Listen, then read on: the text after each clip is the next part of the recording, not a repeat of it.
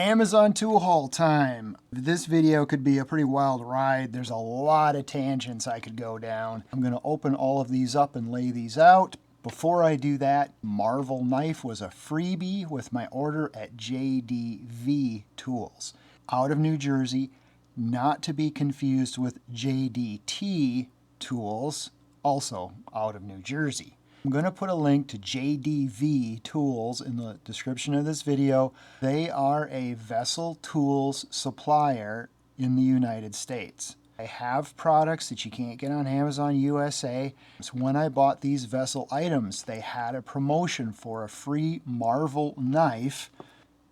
This is an electrician's knife with a fixed blade and its own locking holster. And I don't know if this sharpening pad is diamond. I'm not sure what that is. The sheath is also made in Japan. This is not a magnet, it's just part of the grommet that holds the whole thing together. Let's open these up. Let's start with the Vessel Galaxy. This is the, what is it, black or gray? This one is made in Japan. Has USB-C charging. It has 3 speeds controllable with this button. Leave it on the high speed because that's the highest torque. And then I got a couple sizes of these Kurokin bits.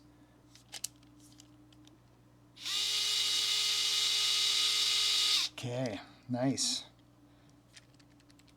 And then I just couldn't resist this black and gold Panasonic Exyna. This one is made in China. This is the 850 RPM. Usually it's realistically more around 800 RPMs. This is one of the included bits.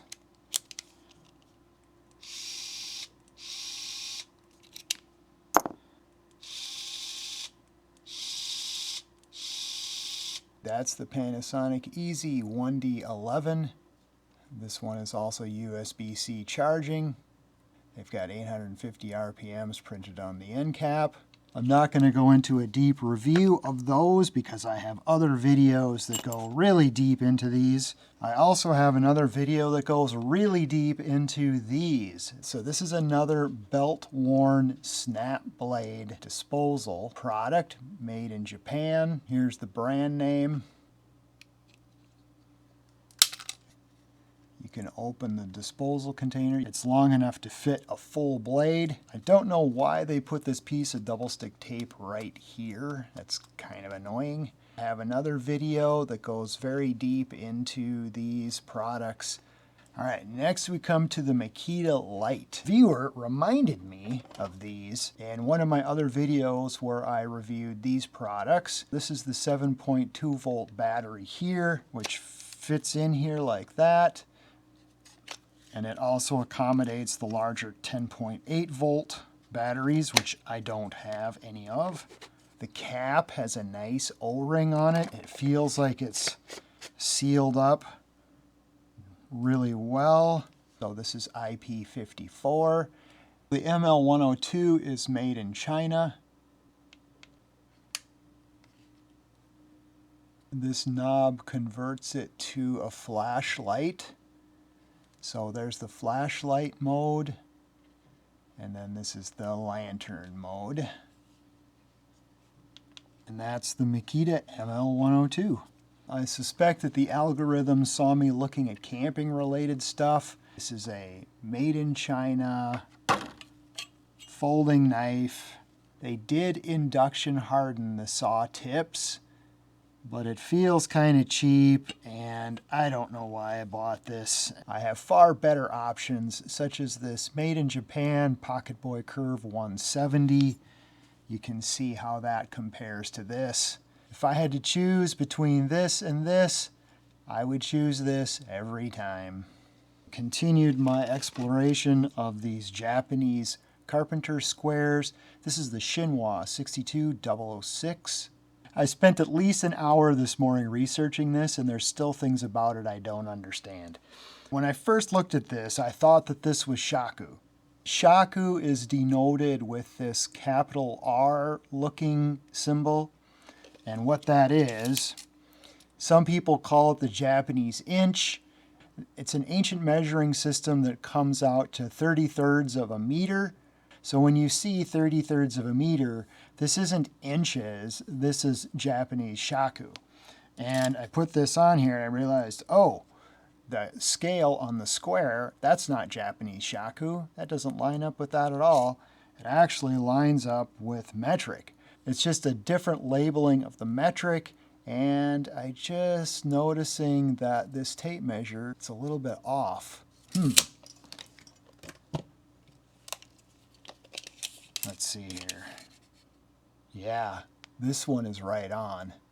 So both of these tape measures are NiigataSeiki, and this is Shinwa. So NiigataSeiki has the Kaidan scale that has the stair steps. This is Shinwa. Shinwa doesn't have that. I think it's because of patents. So on this side, the metric scale measures from this end. That's fine. Then you flip it over and the metric scale measures from the inside. Great, that makes sense. But I still can't figure out what this scale is. These Japanese characters say triangle eye. I just didn't have any more time this morning to figure this out. If you know what this is, please do tell. I'm still learning about all these variations of Japanese carpenter squares. You know, here's another example by NiigataSeiki. It has the stair step scale.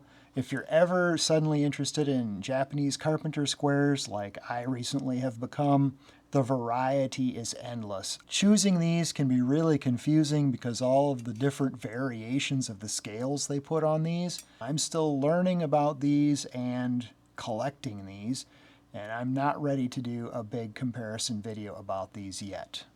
All right, then just real quick, I got another one of these Nevanon coated stainless steel scissors. These things are so nice.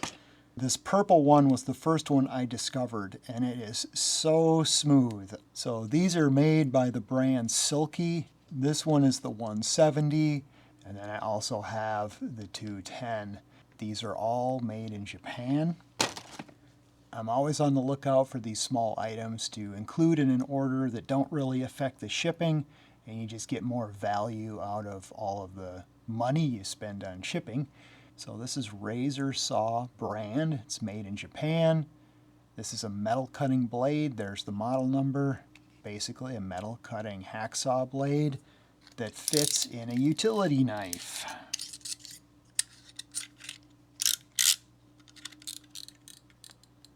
Forgive me if I don't demonstrate this. I think we all know how hacksaws work. For now, I just want this to look all pretty in case I decide to put this on Instagram.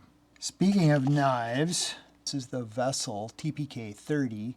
This is the 3-pocket version of a series of these that they have with 1, 2, and 3 pockets, specifically made for the DAC 1 and 2.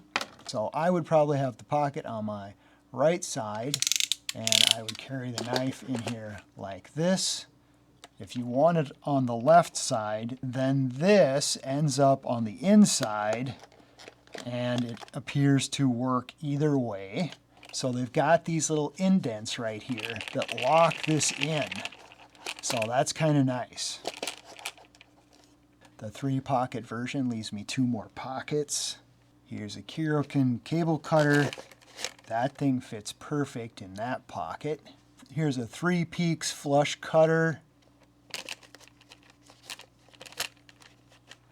Okay, that doesn't like to slide in there very easily. Okay, it does fit. This contour and these particularly, these little bumps right here tend to catch on that pocket. Here's a Fujiya. Has a simpler handle. Yeah, that slides in and out of there super easy. What about my Keiba? This one has the spring. Yeah, that works in there really nice. What about my Tsunoda flush cut? Okay, it's a little tight.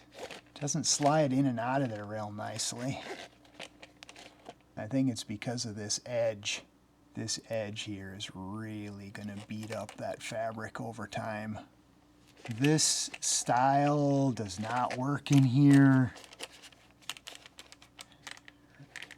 at all. So this Facom is way too bulky. That'll never fit in there. Yeah, that's not gonna fit in there. What about a less bulky Facom? Yeah, it doesn't, no. I mean, it fits, but it's really, yeah, that is not convenient. All right, what about a VDE side cutter? Nope. What about an NWS? Yeah, that one could work, but it's not convenient. Just too bulky. So here's a look at the back. The belt loop is riveted down. So we'll do this Star M last. We'll look quickly at this. So this is a hobby item by Wave. This is for adding detail to Gunpla panels. This was a new product. This is made in Taiwan. This is not the cutter, this is not the knife, this is the guide. The blade fits in here. Oh, interesting. So they provide a bit for tightening this. Okay. Don't really need that, but that's okay.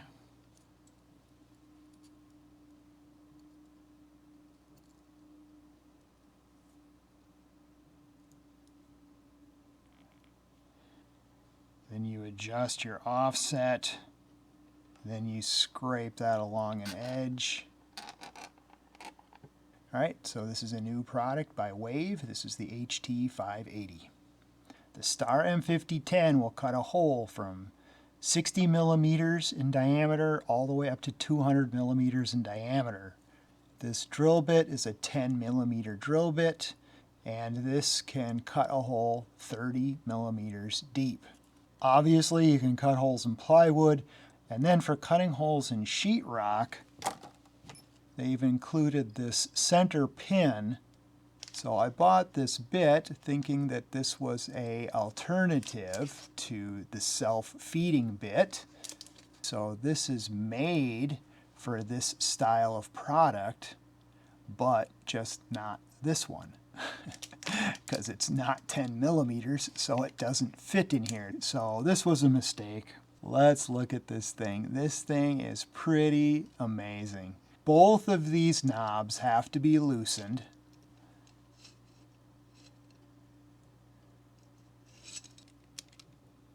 Actually, it goes down to 52. So they've got an outside cutter, and then they've got an inside cutter. Actually, that goes out to almost 210. What is that, 208? So instead of using a gear, they use this cable system. The cable wraps around this wheel, and that's how they keep the center drill bit centered, is with that cable system. Pretty interesting. These are replaceable, and I believe that these can be replaced with carbide tips, and a metal cutting drill can be put in here. And then you could cut large circles out of aluminum. They make a number of different variations of this. I think this is the heaviest built one. I'm dying of curiosity. Let's go demonstrate this thing. All right, so I've got this in the Makita. And the first thing I noticed is this thing is just perfectly balanced.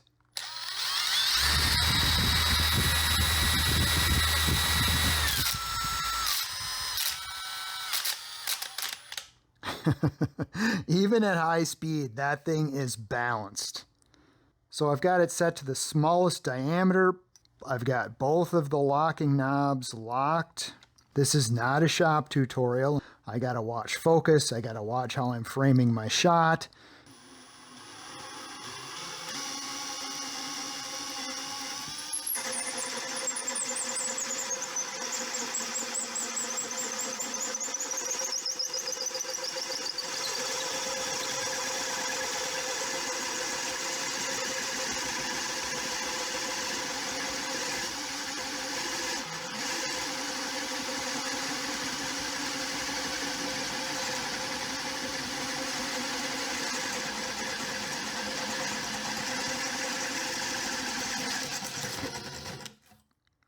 Got some tear out because I didn't go back at the other side.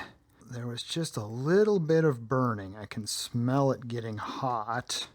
This was much more controlled than I thought it would be. I thought this thing was just going to be crazy. All right, let's try this. This is 140.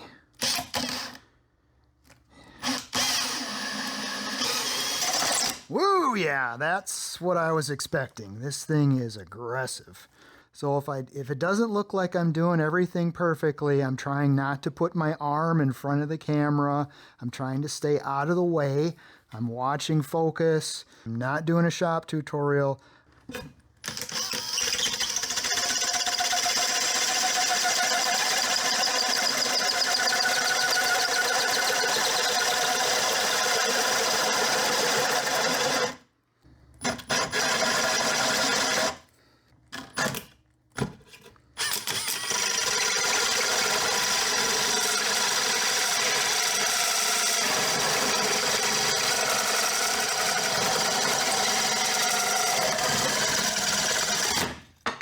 I think we all know you're gonna get tear out in a situation like this, but it's not too bad.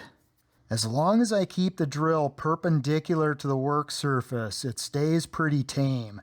As soon as there's any kind of an angle, it does get pretty wild. I don't think that comes as a surprise to anybody. This is the max, which is about 208 millimeters. I think I can just barely fit. It'll just barely fit on this thing. Let's see here. Let's slow this thing down to speed 1.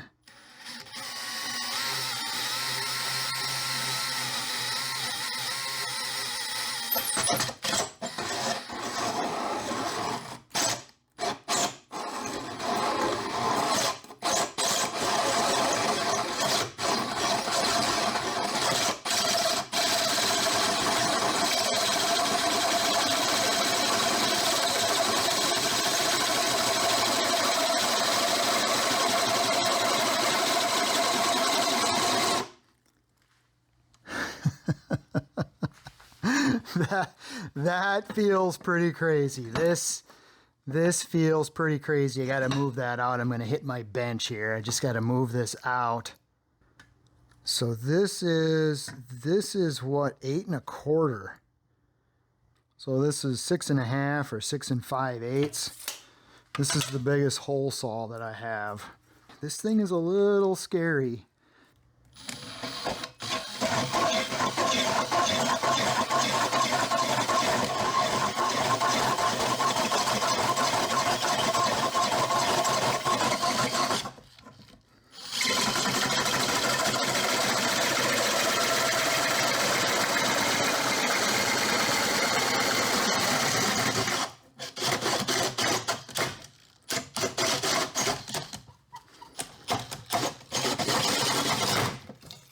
Eight 1/4 inches gets pretty wild, especially when there's a gap in it. But we all survived. Well, that was interesting. So that is a demonstration of the Star M5010. Hope you liked that Japan tool haul. I've got other videos that go into these products more deeply. Check out some of these other videos. I appreciate any use of my affiliate links in the description below. Feed the algorithm for me. Stay tuned, and thank you for watching.